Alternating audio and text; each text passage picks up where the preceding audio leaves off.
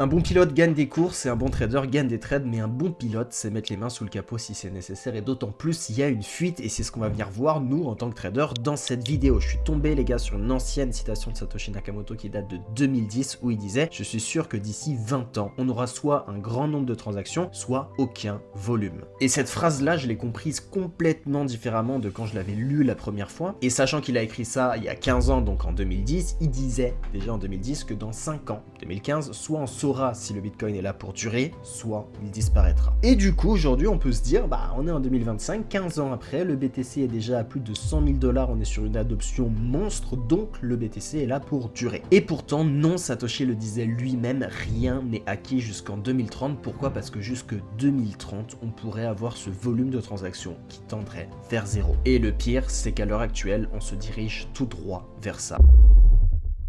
Je te montre tout ça dans une vidéo différente de celle que vous avez l'habitude de voir sur cette chaîne. Le but, c'est vraiment de mieux cerner le marché sur lequel on est. Et on va faire un tout petit peu de théorie monétaire, vous verrez, enfin rien de méchant. Et du coup, si vous aimez ce genre de vidéo, n'hésitez pas à me le dire directement en commentaire. J'en ferai plus de ce style-là, où on fait un genre de gros récap sur le marché sur lequel on est. Et n'oubliez pas que dézoomer de temps en temps, ça nous permet de mieux comprendre le marché sur lequel on est et du coup avoir de meilleures convictions. Et qui dit meilleures convictions, dit que tu traderas forcément un peu mieux. Bref, on est parti. Pour savoir, les amis, si le Bitcoin est inévitable, la question qu'on doit se poser, c'est qu'est-ce que serait le succès de Bitcoin? Eh bien, la réponse, elle se trouve dans le white paper que Satoshi Nakamoto a écrit en 2010. Bitcoin, un peer-to-peer electronic cash system. Le Bitcoin, c'est un système de cash électronique en peer-to-peer. Donc le peer-to-peer se traduit par pair à pair, c'est quand on n'a pas d'institution centralisée dans cet échange-là. Donc par définition, le succès du Bitcoin, c'est s'il devient une monnaie d'échange qui permet d'échanger de la valeur, donc comme de l'euro, du dollar ou quoi que ce soit, sans qu'aucune institution ne passe par là. Et du coup, on part du principe que si BTC ne remplit pas ces fonctions-là, il vaut plus rien. Et donc la question à se poser, c'est est-ce que aujourd'hui Bitcoin est considéré comme une monnaie? Et pour y répondre, on va faire un peu de théorie monétaire, je vous ai pas menti, il y a un petit cours, mais rien de méchant, les gars. Donc, comme le cycle des saisons, en printemps, automne, hiver, été, les monnaies ont également un cycle. Elles naissent, elles grandissent, elles vieillissent, puis elles disparaissent et elles se font remplacer. Bitcoin, en tant qu'outil monétaire, doit se calquer sur ce même cycle de vie. Dans l'histoire, on a déjà eu énormément de biens différents qui ont servi de monnaie. On a commencé par le sel, les coquillages, on a fait du troc dans tous les sens et ensuite on s'est vite dirigé vers les pièces de métal. Au départ, l'objet qu'on utilise comme monnaie, c'est soit pour des raisons culturelles, soit pour des raisons d'esthétique, ou soit pour des raisons sociales. Si on a par exemple un objet qui brille, qui est beau comme de l'or, une pièce d'or,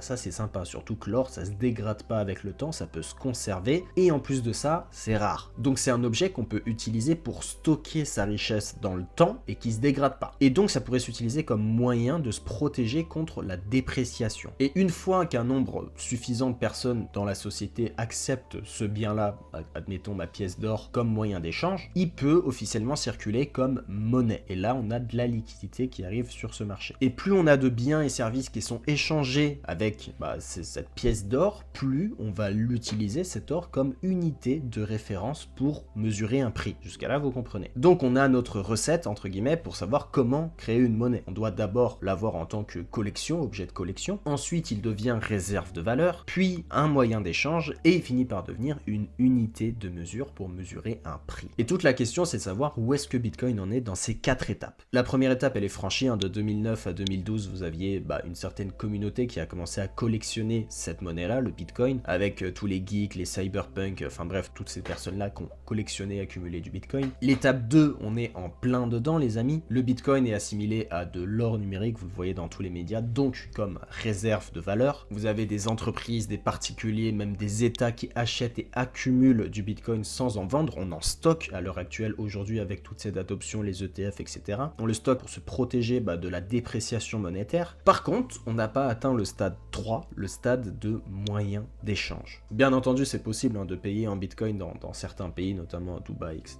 Mais ça reste quand même une minorité, c'est rare. On peut pas dire que c'est un moyen d'échange encore. La volatilité du prix du BTC, elle est trop élevée, en plus il y a la fiscalité, c'est-à-dire qu'en France, techniquement, même si tu veux payer ta note de resto, tu dois calculer ta plus-value que tu as dessus. Enfin bref, c'est un petit peu un bordel à l'heure actuelle, du coup c'est pas du tout utilisé comme monnaie d'échange. Donc on est à la phase 2, et on pourrait se dire, c'est une bonne nouvelle, parce que du coup la prochaine étape c'est la phase 3, sauf que c'est pas dit que quand on est une réserve de valeur, on passe en tant que moyen d'échange. Et on en revient du coup à la phrase de Satoshi qui a été faite en en 2010. Dans 20 ans, soit on aura un gros volume de transactions, soit aucun volume. Et pour avoir la réponse, il n'y a rien de mieux qu'aller regarder l'activité on-chain sur Bitcoin. Et quand vous regardez les news et certains médias qui en parlent, les gars, c'est un peu la merde. Les frais on-chain à zéro, un signal inquiétant pour le Bitcoin. Donc je vous ai pas menti les gars, il y a réellement des blocs qui sont de plus en plus vides ces derniers mois. L'activité on-chain elle est quasiment au point mort et vous avez même des mineurs qui sont remplis à court de transactions pour remplir leur bloc. Il y a clairement un manque d'utilisateurs réels sur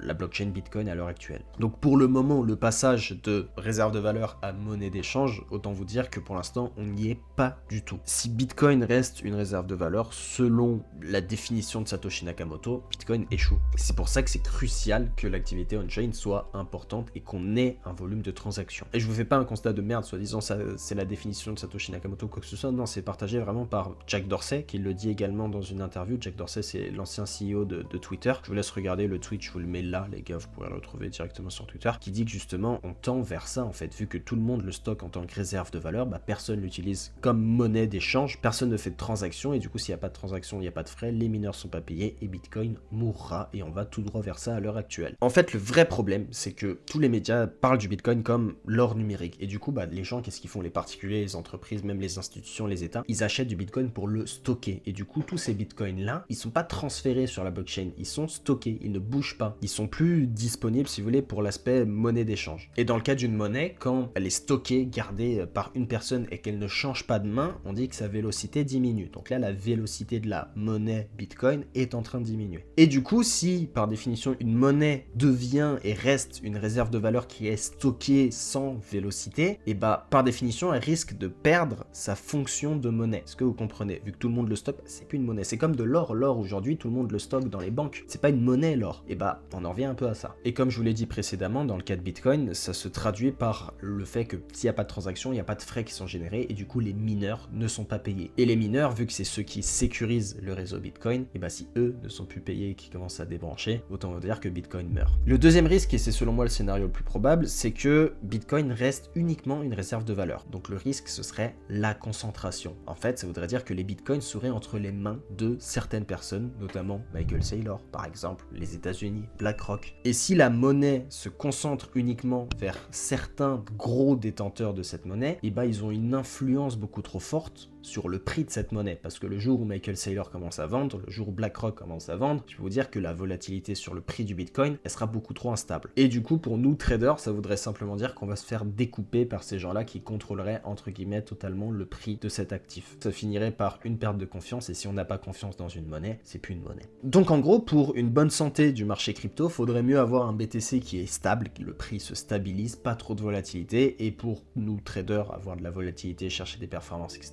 on a les altcoins qui sont là pour ça. Donc vous comprenez pourquoi on ne veut pas d'un Bitcoin avec une vélocité faible. S'il n'est pas échangé et qu'il n'y a pas de frais qui sont générés, et l'activité de Bitcoin va faire mourir le Bitcoin. Donc pour répondre à cette grande question dans cette vidéo, le Bitcoin est inévitable seulement si il est échangé, seulement s'il y a de la vélocité, seulement si les gens ne le stockent pas comme réserve de valeur et qui rentre dans le quotidien des gens, qu'il y a de la transaction. Il faut comprendre que l'action humaine est aujourd'hui la vraie force du réseau Bitcoin. Ça me fait penser à l'histoire d'un milliardaire de la tech US, Peter Thiel, qui disait l'optimisme extrême et le pessimisme extrême mènent au même résultat, l'inaction. Si on est super optimiste pour l'avenir de BTC, on va stocker ces BTC, on va pas les toucher parce qu'on sait que ça va aller à 1 million potentiellement, donc on va pas les échanger. Et même chose pour le pessimisme extrême, si on pense que ça va cracher, on n'a pas de raison d'en acheter. Et du coup, dans ces deux cas de figure, il y a de l'inaction, il n'y a pas de transaction sur le marché et la vélocité de Bitcoin serait faible. Donc si personne n'achète ou ne vend de biens en BTC, il n'y a pas de nœud qui tourne sur le protocole Bitcoin et le casino de Satoshi ferme ses portes. C'est ce qui pourrait se passer. Et du coup, la solution, ce serait quoi les gars? La solution, c'est nous. C'est tout con, mais la solution, c'est nous. En tant que particulier, en tant que trader, on est le vrai moteur qui peut réellement dégager de l'activité on-chain sur le protocole Bitcoin et le faire passer de l'étape 2 à l'étape 3. Donc de l'étape réserve de valeur à l'étape monnaie d'échange. On assure la liquidité du marché, on rend les transactions fluides et accessibles. Le fait de trader ça stabilise tous les écarts, vous savez, ça fait l'arbitrage en gros, et ce qui fait qu'on n'a pas une grosse volatilité de bâtard. Donc en fait, plus les gens vont trader, plus les gens vont générer de l'activité sur la blockchain, plus vous allez avoir tous les market makers aussi qui devront se mettre à faire de l'arbitrage dans tous les sens. Donc en fait, c'est bon tout ça pour le Bitcoin. Et en plus du coup du trading, on pourrait potentiellement vendre et acheter des biens en Bitcoin. Et du coup les gars, pour ceux qui ne savent pas, vous pouvez dépenser vos BTC pour acheter des trucs. Il y a une appli qui s'appelle BTC Map, je crois, qui vous montre sur une map tous les commerces les plus proches qui acceptent du Bitcoin. Donc c'est cool. Après, je comprends que, vas-y, c'est relou d'acheter un produit ou un service avec